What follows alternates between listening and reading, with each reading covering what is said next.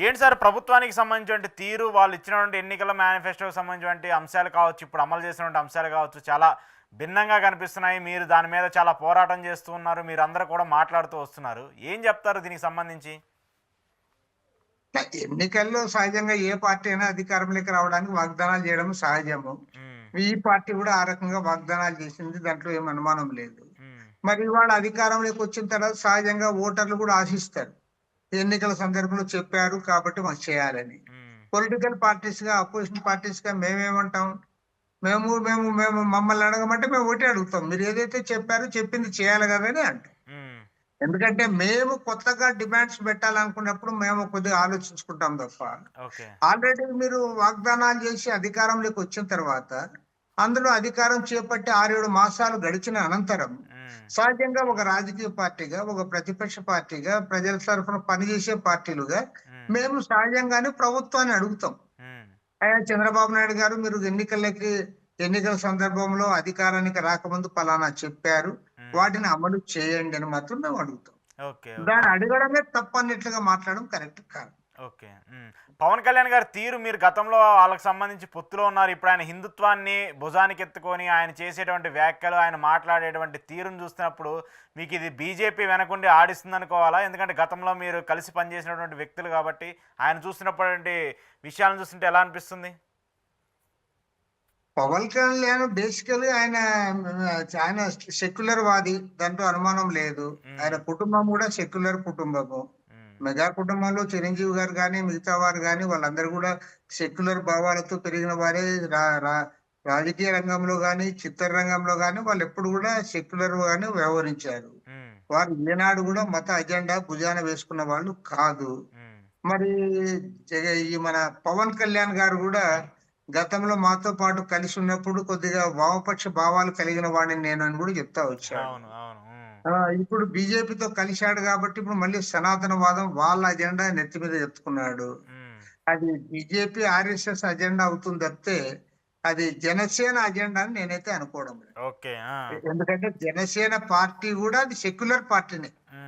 Janasena party ఒక ప్రాంతీయ party. అది ఒక లౌకిక భావాలు కలిగిన పార్టీ. హ్మ్. ఆ పార్టీలో ఉంటున్న నాయకులు గాని, హ్మ్. కార్యకర్తలు గాని వాళ్ళెవరు గూడా ఈ మతపరమైన భావాలు కలిగిన వాళ్ళు గాదు. హ్మ్. అలాంటి అభివృద్ధి నిరోధకులు కాదు. వారు గూడా సెక్యులర్ భావాలు కలిగిన వాళ్ళు. హ్మ్. పోన్లే పవన్ కళ్యాణ్ ఫ్యామిలీ ఏమన్నా అంటే పవన్ కళ్యాణే ఆయన ఒక క్రిస్టియన్ పెళ్లి చేసుకున్నాను. నా అవును. పిల్లలు క్రిస్టియన్స్ అని గూడా చెప్తున్నాడు. హ్మ్. మరి పవన్ కళ్యాణ్ కుటుంబము సెక్యులర్ అయ్యింది. ఆయన పార్టీ గూడా ఒక సెక్యులర్ పార్టీ అయినప్పుడు, హ్మ్. మరి మతపరమైన అజెండా భుజానికి ఎందుకు ఎత్తుకుంటాన్నావు? ఓకే. ఆ అవసరం ఏమొచ్చింది నీకు? హ్మ్. కాబట్టి ఏమంటే సనాతన వాదం అనే పేరుతో ఏదైతే ఆయన ప్రచారానికి దిగాడో, హ్మ్. దాన్ని అందరూ గూడా తప్పుపడతా ఉన్నారు. హ్మ్. ముఖ్యంగా ఆయన్ని అభిమానించే మేధావులు గూడా ఎందుకు ఈయన ఇట్లా కుప్పిగంతులేస్తున్నాడని జెప్పి గూడా వారు గూడా కొంత ఇదైతా ఉన్నారు. కాబట్టి ఏమంటే బీజేపీ రాజకీయం చూస్తుంటే ఎలా అనిపిస్తుంది సార్? మీరు చాలా సీనియర్ రాజకీయ నాయకులు. బీజేపీ ఏపీకి సంబంధించి వాళ్ళు చేస్తున్నటువంటి రాజకీయం కావచ్చు, చిరంజీవిని అడ్డం పెట్టుకొని, లేదంటే చిరంజీవిని మళ్ళీ ఉపరాష్ట్రపతినో లేదంటే గవర్నర్‌లో చేయాలని చెప్పేసి చూడటం కావచ్చు. ఇవన్నీ చూస్తుంటే బీజేపీ ఏపీని ఏదో చేయబోతుంది అనేటువంటి ఒక సూచనలైతే కనిపిస్తున్నాయి గదా! ఏపీననే గాదు. భారతీయ జనతా పార్టీ ఒకటే అనుకుంటాది. వాళ్ళు ఇప్పుడు చెప్పుకోవడానికి వాళ్ళ దగ్గర ఏం లేదు. ఎందుకంటే 10 ఏళ్ళు అధికారంలో ఉన్నారు. ఓకే. 10½ ఇయర్స్ 2014లో అధికారంలోకొచ్చారు. ఇప్పటి వరకు అధికారంలో ఉన్నారు. హ్మ్. థర్డ్ టైమ్ వాళ్ళు అధికారంలోకొచ్చారు. హ్మ్. వారు ఇప్పటి వరకు మీరు ఈ 10.5 సంవత్సరాల కాలంలో మేము పలానా మంచి పని జేశాం. హ్మ్. పలానా రైతుల సమస్యల పరిష్కారం చేశామనో, పేదరికాన్ని తగ్గించామనో, లేదా ఇన్ని కోట్ల మందికి మేము ఉద్యోగాలిచ్చామనో, లేదంటే కరప్షన్ తగ్గించామనో, హ్మ్. వాళ్ళేమి గూడా చెప్పుకోలేకపోతా ఉన్నారు. ఓకే. వాళ్ళు బ్లాక్ మనీని అరికడతామన్నారు, చేయలేకపోయారు. సంవత్సరానికి 2,00,00,000 మందికి ఉద్యోగాలిస్తామన్నారు, ఇవ్వలేకపోయారు.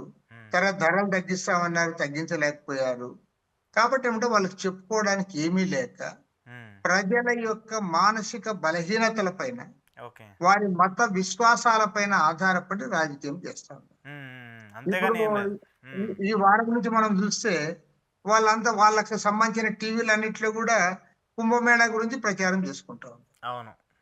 ప్రపంచమంతా గూడా పెద్ద పెద్ద సైంటిస్టులు, తర్వాత డాక్టర్సు, తర్వాత ఇంజినీర్సు, ప్రపంచం అదే సాఫ్ట్‌వేర్ కంపెనీలు ఇవంతా వాళ్ళు ముందుకు పోతా ఉంటే, హ్మ్. వీళ్ళు అంతా బట్టలు లేకుండా దిగంబరులను తీసుకొనొచ్చి ఊళ్ళలో ఊరేగించి, హ్మ్. దాన్ని తమ విజయంగా లక్షల మందొచ్చారు, కోట్ల మందొచ్చారు హ్మ్. అని ప్రచారం చేసుకుంటున్నారు.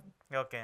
దీనికి మనం సిగ్గుపడాలి తప్ప మనం చేయగలిగింది ఏమి లేదు. ఓకే. ఓకే. ఎందుకంటే ఇవాళ ప్రపంచం ఎక్కడైనా ముందుకు పోయింది, ఏ దేశమైనా అభివృద్ధి అయిందంటే, శాస్త్ర సాంకేతిక రంగాల్లో విజయాలు సాధించి, ప్రజలకు సౌకర్యాలు సమకూర్చి, ఉపాధి కల్పించి, హ్మ్. ఆ దేశాలు ముందుకు పోయినాయి తప్పితే, నేను బట్టలిప్పేసి తిరుగుతాము, దిగంబరులుగా ఉంటాము, డోలు కొడతాము, డప్పు కొడతాము అంటే, దాంతో ఏ దేశం ముందుకు పోలే అట్లా. ఓకే. వీళ్ళు దాన్ని ఎంకరేజ్ చేస్తున్నారు. హ్మ్. హ్మ్. హ్మ్. పైగా ఈరోజు ఇంతమంది మునిగినారు, ఇంతమంది తేలినారని జెప్పి, దాన్ని ప్రచారం జేసుకునే స్థితికి వారు దిగజారారు. ఓకే. సనాతనవాదం పేరుతో హిందూ మతాన్ని రెచ్చగొట్టి, మైనారిటీ తరగతుల వారందరిని గూడా రెండవ శ్రేణి పౌరులుగా ట్రీట్ చేస్తూ, ఒక అభద్రతా భావానికి గురి జేస్తూ, దేశాన్ని ఒక ప్రమాదకరమైన పరిస్థితుల్లోకి తీసుకుపోతున్నారు.